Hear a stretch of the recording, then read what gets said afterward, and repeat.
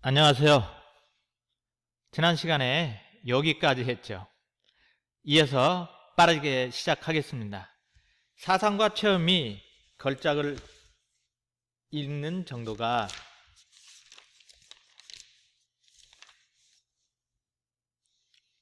되지 않았을 때 걸작을 읽으면 나쁜 뒷맛이 남을 뿐이다. 공자는 50세에 주역을 읽으며 큰 허물이 없을 것이다 라고 말하였다. 이 공자의 말을 또 인용했네요. 그러니까 생애의 어느 시기에 맞는 책을 읽어야 함을 강조한 거야. 이건 뭔 말이냐면 50세에 주역을 읽으면 큰 허물이 없을 것이라는 얘기는, 주역이란 책이 사주 팔자만 다만 나와 있는 게 아니고 우주의 만물 이치를 이 주역을 읽으면 깨달을 수 있다고 그럽니다. 그렇기 때문에 생애에 맞는 책을 읽어야 한다라는 거죠. 30대에 이 책을 읽으면 이해를 못한다라는 그런 말입니다. 즉 45세에 읽어서는 안 된다라는 것이다. 왜냐하면 생애 어느 시기에 맞지 않기 때문이죠. 논의 공자 이야기에서는 실로 온화한 품격과 원숙한 지성이 넘치고 있는데 이것을 접하는 사람 자신이 원숙해지기 전에는 그 참맛을 모른다. 자, 딱 끊으세요. 여기 딱 끊어서 생애의 시기마다 그에 맞는 독서를 해야 함, 이렇게 써줘. 생애의 시기마다 그에 맞는 독서를 해야 함, 이렇게. 그리고 같은 독자, 같은 책이라도 읽는 시기가 다르면 다른 풍미를 맛볼 수 있다. 이를테면 저자와 직접 이야기를 나눈 후나 혹은 저자를 사진으로 본 뒤 읽으면 책의 의미는 한층 깊고 저자의 교훈을 끊은 뒤에 읽으면 또 다른 맛이 있다. 그러므로 양서는 2번 읽으면 얻는 바도 크거니와 재미 또한 새롭다. 이 말은 책을 읽는 시기에 따라서 어떤 달라지는 풍미가 있다라는 얘기야. 40대 때 읽는 거와 50대 때 읽는 것이 서로 그 맛이 다르다는 얘기죠. 자, 여기까지가 중간 2번째고 15째 줄부터는 중간 3번 마지막입니다. 독서는 저자와 독자의 2가지 면에서 성립되는 행위이다. 자, 그 밑에 2가지 면에서 성립되는 행위이다. 밑줄 긋고 밑에 써주세요. 독서의 행위가 지니는 의미라고. 진실로 얻는 바는 독자 자신의 통찰과 체험을 통해 얻는 것과 저자의 통찰, 체험으로부터 주어지는 2가지가 있다. 논어에 관해 송나라 때의 유학자 정익천은 이렇게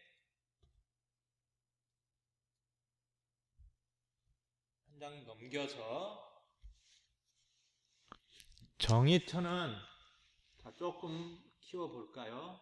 여러분들 책을 봐도 되는데 조금 키워보도록 하죠.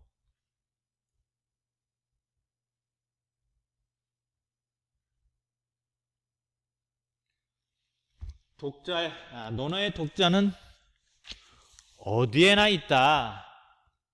어떤 자는 다 읽어도 감감하고 어떤 자는 한두 줄에 환희하고 즐거워 기뻐하고 또 어떤 자는 저도 모르게 손뼉을 치고 춤을 추며 크게 기뻐한다. 끊으세요. 독서의 행위가 지니는 의미라고 먼저 써주시기 바랍니다. 독서의 행위가 지니는 의미. 무슨 말이야? 독자는 어디에나 있다. 이 말은 누구나 독자일 수 있다라는 얘기고, 여기서 여기까지 그 내용은 자신의 통찰과 체험을 통해서 진실로 얻는 것이 서로 다름을 이 세 단계로 나누어서 설명하고 있죠. 다 읽어도 그냥 뭐 무덤덤한 사람. 그다음 어떤 자는 한두 줄에 즐거워하고 환희하고, 또 어떤 자는 저도 모르게 손뼉을 치고 춤을 추고 춤까지 추네. 크게 기뻐한다. 점점 더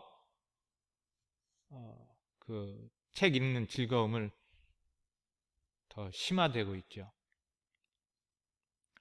좋아하는 작가의 발견은 자기의 지적 발전에 가장 의미 있는 일이라고 생각한다.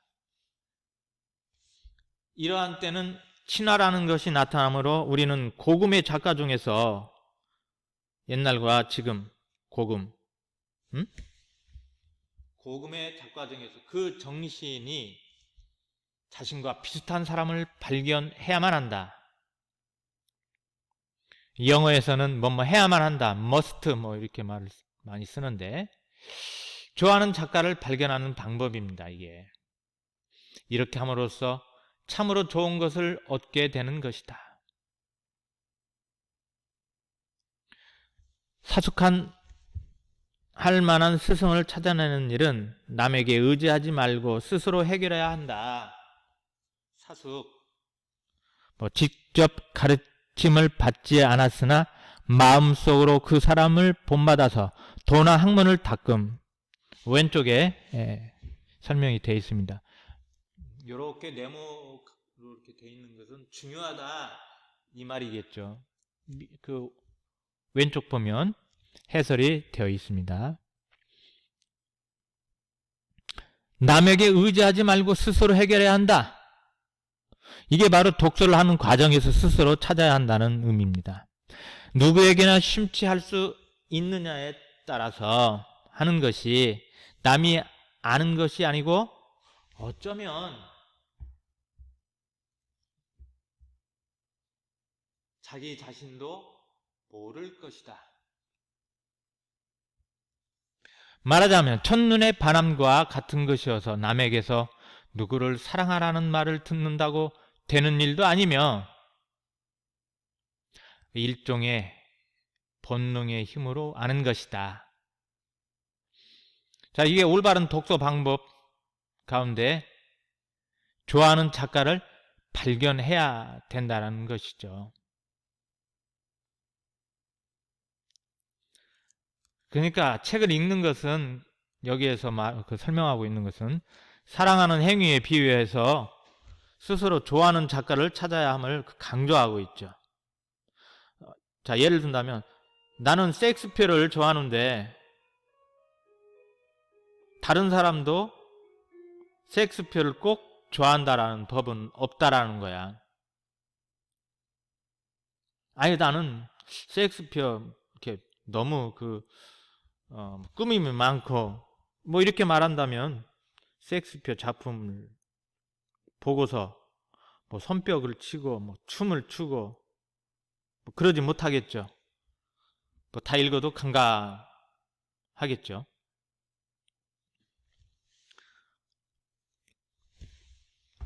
첫눈에 반하면 무엇이든지 좋게 보인다. 좋아하는 그 작가를 발견하면 이제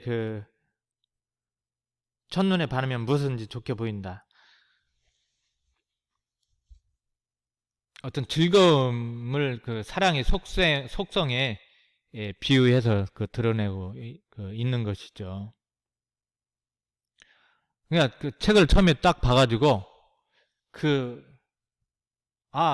이 작가가 참 나하고 맞는구나 하면 그 사람 다음 그 작품도 좋게 보인다라는 그런 의미입니다. 키, 얼굴, 머리 색깔, 음성, 이야기하는 모습이나 웃는 모습이 모두 좋게 보인다. 그렇죠?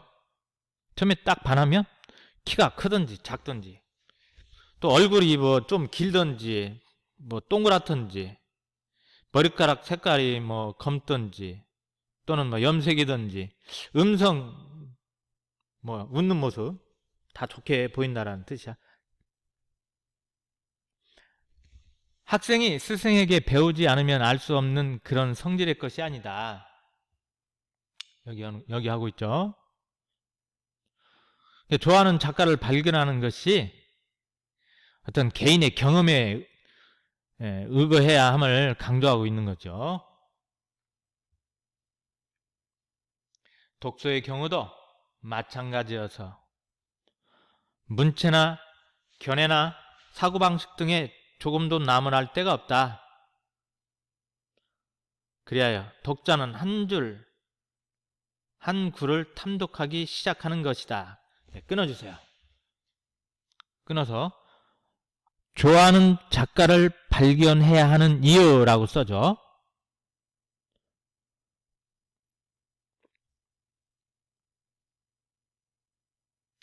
본래부터 정신적 친화력으로 결부가 되는 까닭에 모든 것을 흡수하고 문제없이 소화한다.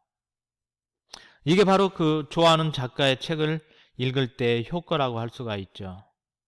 작가가 주문을 외우면 독자는 기꺼이 그에 홀리고 때에 따라서 음성과 동작과 웃는 모습과 이야기하는 모습이 작가와 닮아간다. 자, 이 이야기는 무슨 말이냐면 책에 담긴 작가의 사상이나 어떤 풍미 등을 올바르게 이해하고 있음을 드러낸다 그 말이죠. 이리하여 문제상의 여인에게 빠져, 여기 문제상의 여인 밑줄 그으세요. 무엇을 가리킵니까? 좋아하는 작가를 여기서는 비유해서 말한 거죠. 그 책에서 자기의 영혼의 영양분을 남김없이 흡수하는 것이다. 자, 이것이 좋아하는 작가를 발견해서 얻는 효과죠.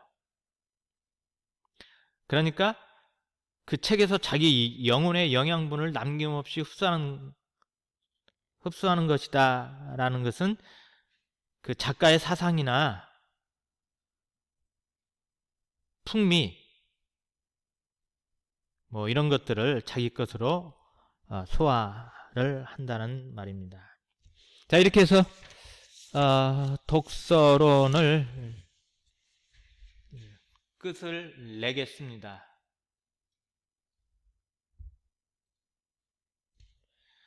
학습활동 보죠. 다음 밑줄친 표현의 뜻하는 것은 무엇인지 설명해보자 그랬네. 하루 2시간이라는 다른 세상에서 살면 매일매일의 번뇌를 잃어버릴 수만 있다면 말할 것도 없이 육체적 감옥에 갇혀있는 사람들로부터 선망받는 특권을 얻는 셈이 된다. 육체적인 감옥에 갇혀있는 사람들, 선생님이 앞에서 설명했죠. 시간적, 공간적으로 자신만의 세계에 감금되어 있고 생활이 틀에 박힌 상투적인 사람들이라고.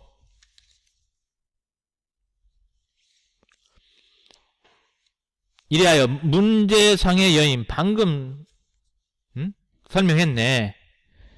맞아, 그 책에서 자기 영혼의 영양분을 남김없이 흡수하는 것이다. 방금 했죠. 좋아하는 작가, 문체나 풍미, 견해, 사고방식 등을 모든 면에서 자기 마음에 드는 작가라는 뜻입니다.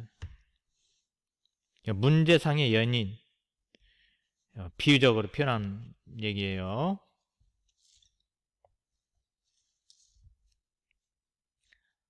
자, 2번부터는 생략하기로 하고 쭉 넘기고 다음 시간에는 이것이 또 역시 수필이네요. 어떤 책부터 읽으면 좋을까요? 정혜윤 님의 수필을 살펴보도록 하겠습니다.